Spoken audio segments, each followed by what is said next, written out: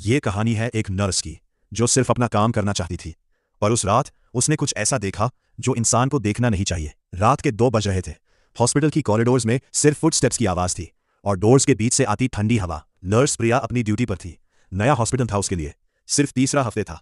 वो अपनी फाइल देख रही थी जब हेड नर्स ने उससे रोक लिया। प्रिया, एक काम है। प्रिया ने ऊपर देखा।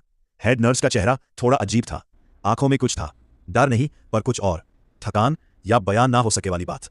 वार्ड 7 में आज रात तुम जाओगी? प्रिया ने मुस्कुराया। हाँ दीदी, कोई बात नहीं। हेड नर्स रुकी, फिर धीरे से बोली, प्रिया 3 बजे के बाद अगर मशीन बीप करे तो सीधा मुझे कॉल करना। अंदर मत जाना, सीधा मुझे कॉल करना। प्रिया को लगा शायद हॉस्पिटल का कोई रूल होगा। फार हेड नर्स वहां से गई नहीं, एक पल और रुकी। प्रिया की आंखों में घूर के देखा। प्रॉमिस करो। वार्ड 7 एक अलग कॉरिडोर में था, हॉस्पिटल की मेन बिल्डिंग से थोड़ा अलग। बीच में एक छोटा सा गार्डन था जो रात में बिल्कुल अंधेरे में डूबा हुआ था। प्रिया वहां पहुंची। वार्ड के बाहर एक छोटी सी टेबल थी, एक चेयर, एक फाइल और एक फोन। अंदर सिर्फ एक पेशेंट था, बेड नंबर 7A। फाइल में नाम था रमेश यादव, एज 67। प्रिया ने फाइल पढ़ी। कोमा पेशेंट था, 1 हफ्ते से अनकॉन्शियस। कोई विजिटर नहीं आया था, कोई फैमिली नहीं। प्रिया को थोड़ा दुख हुआ। अकेला इंसान इस बड़ी सी दुनिया में, बिल्कुल अकेला। उसने अंदर झांका। अंधेरे में सिर्फ मशीन की नीली रोशनी थी। Beep beep beep beep, regular, steady, ठीक। प्रिया वापस अपनी चेयर पर बैठ गई। घड़ी आगे बढ़ी। 2:15, 2:30, 2:45। प्रिया को नींद आने लगी। बार बार आंखें बंद हो रही थी। फिर 3 बजे बजा और सब कुछ रुक गया। मशीन की आवाज बदली। Beep beep beep beep beep, flatline. Priya उठ गई, हाथ फाइन पर गया। नींद 1 सेकंड में उड़ी। वो अंदर जाने लगी कि उसने हेड नर्स की बात याद की। 3 बजे के बाद अगर मशीन बीप करे तो सीधा मुझे कॉल करना। प्रिया ने फोन उठाया, हेड नर्स का नंबर डायल किया। रिंग गई। 1 2 3, कोई नहीं उठाया। फ्लैटलाइन अभी भी जा रही थी। प्रिया का दिल तेज धड़क रहा था। पेशेंट की जान जा सकती थी। वो डॉक्टर थी नहीं, नर्स थी, पर अंदर जाना जरूरी था। वो उठ गई, दरवाजा ढका दिया। अंदर अंधेरे था। मशीन की नीली रोशनी पेड़ की छाया जैसी थी, हाथ जैसे लागी वॉल्स पर। प्रिया ने लाइट स्विच ढूंढा, दबाया, लाइट आया और प्रिया की सांस रुक गई। बेड पर रमेश यादव लेटा था, आंखें बांध, बिल्कुल स्टिल, पर मशीन फ्लैटलाइन दे रही थी। प्रिया ने हाथ आगे बढ़ाया पल्स चेक करने के लिए। तभी रमेश की आंखें खुली। प्रिया वहां की वहां रुक गई। रमेश की आंखें सफेद थी, बिल्कुल सफेद, कोई प्यूपिल नहीं, कोई आइरिस नहीं, सिर्फ सफेद। और वो मुस्कुराया, धीरे से, दोनों तरफ से। एक ऐसी मुस्कान जो इंसान की नहीं लगती थी। तुम आ गई। आवाज अजीब थी, जैसे 2 आवाजें एक साथ बोल रही हो, एक बूढ़े आदमी की और एक और जो पहचान नहीं पा रही थी। प्रिया। प्रिया का पैर पीछे गया। 1 कदम, 2 कदम, रुकी रहना, रमेश बोला, पर लिप्स ज्यादा नहीं हिले। तुम्हें देखना चाहता था। प्रिया ने फोन निकाला, हेड नर्स को कॉल किया। हाथ कांप रहे थे। रिंग गई। अंदर वाली मशीन की फ्लैटलाइन अभी भी जा रही थी, पर रमेश ठीक था, उठ के बैठा था, अपने हाथ अपनी गोद में रख के। प्रिया ने नोटिस किया, रमेश की मशीन का वायर निकला हुआ था, खुद से, अपने आप। तुम नहीं हो यहां, रमेश ने कहा। पहले वाली नर्स ने टाइम पे नहीं आया था। प्रिया की आवाज नहीं निकली। उसने ट्राई किया, पर गला सूख गया था। वो भी डर गई थी, जैसे तुम डर रही हो अभी। एक पल रुका, पर यहां डरने की जरूरत नहीं, मुझे बस कोई चाहिए था सुनने के लिए। प्रिया का दिल थोड़ा रुका। क्या यह सच में एक अकेला बीमार आदमी था? क्या वो अपनी नींद की वजह से कुछ ज्यादा सोच रही थी? पर वो आंखें, वो सफेद आंखें। प्रिया ने हिम्मत करके बोला, आप ठीक है? रमेश का सर एक तरफ झुका, जैसे एक कुत्ता कुछ सुनता है। ठीक? वो हंसा। उस हंसी में कोई रंग नहीं था, कोई खुशी नहीं। प्रिया, तुम मेरा नाम जानती हो, मैं तुम्हारा नाम जानता हूं, हम पहले भी मिले हैं। प्रिया ने हाथ हिला दिया। नहीं नहीं, हम नहीं मिले, आज मेरी पहली रात है यहां। रमेश ने सर हिला दिया। फिर उसने कुछ ऐसा किया जो प्रिया को जिंदगी भर याद रहेगा। उसने अपनी आंखें बंद की और जब खोली तो वो नॉर्मल थी, ब्राउन, इंसान जैसी, और वो रो रहा था। मुझे माफी चाहिए, रमेश ने कहा, मैं बहुत अकेला हूं। 1 हफ्ते से कोई नहीं आया, ना बेटा, ना बेटी, ना दोस्त, सिर्फ ये मशीन और रात। प्रिया का दिल भर आया। उसने 1 कदम आगे रखा, फिर रुक गई। कुछ था जो सही नहीं लग रहा था, एक फीलिंग, डीप, गट में। ये सब इतना अचानक नॉर्मल क्यों हो गया? उसने रमेश की तरफ देखा, एक थका हुआ अकेला आदमी। फिर उसने नीचे देखा, जमीन पर, रमेश के बेड के नीचे, एक और पैर था, छोटा, एक बच्चे का, झिलमिलाता हुआ, जैसे वहां था और नहीं भी था। प्रिया की सांस बंद हो गई। उसने ऊपर देखा, रमेश अभी भी रो रहा था, पर वो मुस्कुरा भी रहा था, दोनों एक साथ। प्रिया ने दरवाजे की तरफ भागना शुरू किया।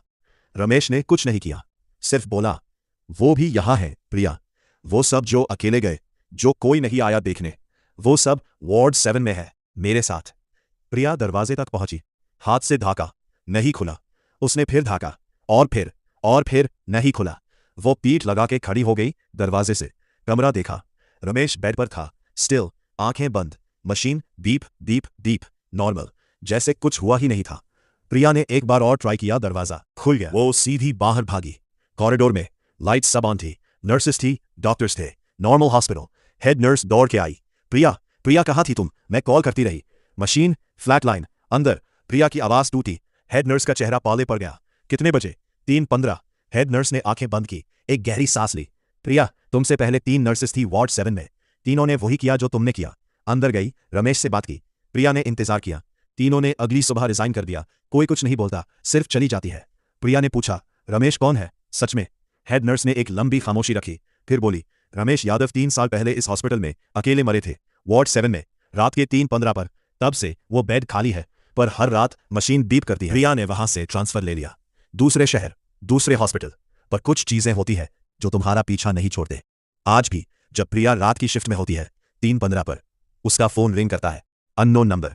और जब वो उठाती है, सिर्फ एक आवाज आती है, धीरे से, प्रिया तुम। रात के ठीक 12 बजे थे और मैं उस गांव की सीमा पर खड़ा था, जहां जाने की मनाही थी, जहां के बारे में लोग कहते थे वहां जो गया वो लौटा नहीं। लेकिन मैंने नहीं माना। मैंने सोचा ये सब अंधविश्वास है, पुरानी कहानियां हैं, डर फैलाने के लिए बनाई गई बातें हैं। मैं गलत था, बहुत बुरी तरह गलत था। मेरा नाम विक्रम है, मैं एक पत्रकार हूं। और उस रात मैं मध्य प्रदेश के एक सुनसान इलाके में था, एक असाइनमेंट पर। असाइनमेंट था उस गांव के बारे में रिपोर्ट करना जिसे लोग मरा हुआ गांव कहते थे। नाम था कालीपुर। पिछले 22 साल से वो गांव खाली था। एक रात में पूरे गांव के लोग गायब हो गए थे। कोई नहीं जानता कहाँ गए। न लाशें मिली, न कोई निशान। बस सुबह उठे तो गांव खाली। जानवर भी नहीं थे, पक्षी भी नहीं थे। कुत्ते, बकरियां, भैंस सब गायब। सरकार ने जांच की, सीबीआई आई, सेना आई, कोई जवाब नहीं मिला। आखिर में उस इलाके को सील कर दिया गया। लाल रंग का बोर्ड लगा दिया गया, प्रवेश वर्जित है, खतरा है। लेकिन मैं रुका नहीं। मेरे साथ थे 2 लोग, मेरे कैमरामैन रोहन और एक लोकल गाइड जिसका नाम था रमेश। रमेश ने गांव में घुसने से पहले 3 बार मना किया। उसने कहा, साहब मैंने सुना है कि रात को वहां से आवाजें आती हैं, रोने की आवाजें, बच्चों के हंसने की आवाजें, और कभी कभी नाम पुकारा जाता है। मैंने हंसकर उसकी बात को टाल दिया। रोहन ने भी कुछ कहना चाहा, लेकिन मैंने उसे रोक दिया। हम तीनों उस टूटे हुए लोहे के गेट से अंदर घुसे, और जैसे ही मेरा पैर उस गांव की मिट्टी पर पड़ा, हवा रुक गई। एकदम, अचानक, जैसे कोई पंखा बंद कर दे। जो हवा चल रही थी वो बस थम गई, 1 सेकंड में। रोहन ने मुझे देखा।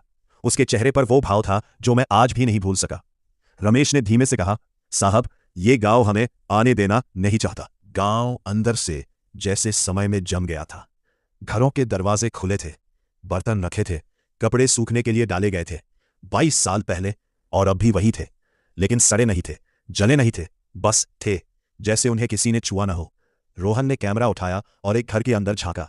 थाली में खाना था, 22 साल पुराना खाना, और उसमें कीड़े नहीं थे, सड़ांध नहीं थी।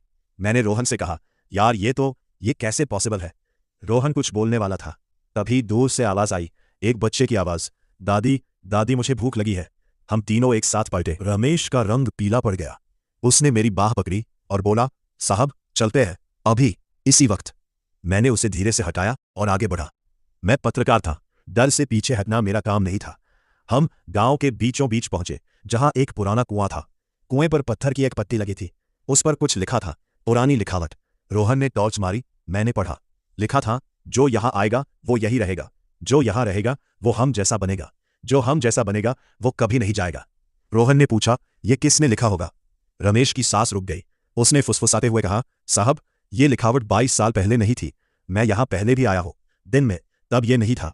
मतलब किसी ने अभी लिखा था, रात को, इस बंद वीरान गांव में, हम तीनों के अलावा कोई और भी था। मैंने रोहन को इशारा किया, कैमरा चलाते रहो। हम आगे बढ़े। गांव के उत्तरी कोने में एक मंदिर था, या जो कभी मंदिर था। अब उसकी छत टूटी हुई थी, दीवारें काली पड़ गई थी, लेकिन अंदर दीपक जल रहा था, ताजा घी का दीपक, जलता हुआ, कांपता हुआ। मेरे पैर थम गए। रमेश ने कहा, साहब ये दीपक किसने जलाया? मुझे नहीं पता था। हम अंदर गए। मंदिर में एक मूर्ति थी, काली पत्थर की, देवी की, लेकिन मूर्ति का मुंह दीवार की तरफ था, उल्टा। मैंने रोहन से कहा, यार ये देख, मूर्ति उल्टी है। रोहन ने कैमरा घुमाया और तभी उसका कैमरा बंद हो गया, अचानक, बिना किसी कारण के। बैटरी फुल थी, बस स्क्रीन काली हो गई। रोहन ने कैमरा खोलकर बैटरी चेक की। उसने ऊपर देखा। उसके चेहरे पर वो भाव था जो मैं शब्दों में नहीं बता सकता। उसने धीमे से कहा, विक्रम, मूर्ति। मैं पलटा। मूर्ति अब सीधी थी, हमारी तरफ मुंह किए हुए। उस रात के बाद मैं समझ नहीं पाया कि क्या हुआ। हम तीनों भागे, बस भागे, पीछे नहीं देखा। लेकिन जब हम गेट तक पहुंचे, रमेश वहां नहीं था। हम दोनों थे, रोहन और मैं। रमेश कहाँ गया पता नहीं। हमने बाहर आकर उसे आवाज लगाई, चिल्लाए, रोए लगभग, कोई जवाब नहीं। हमने पुलिस को बुलाया, वो आई, गांव में गई, कोई नहीं मिला।